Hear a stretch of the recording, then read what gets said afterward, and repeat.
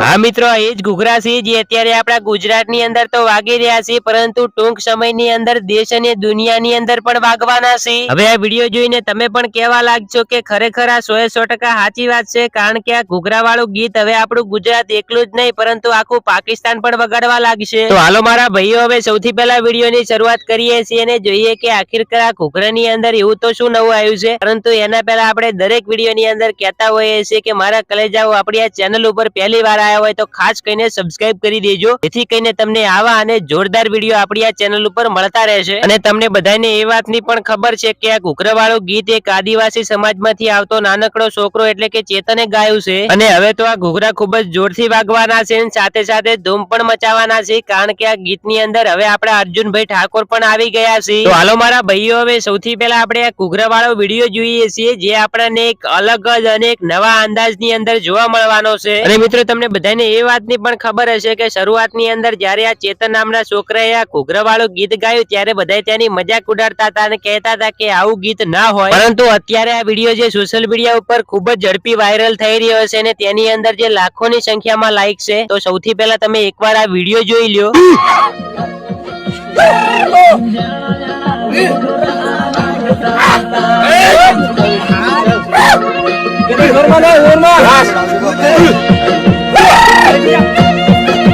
હા જોરમાં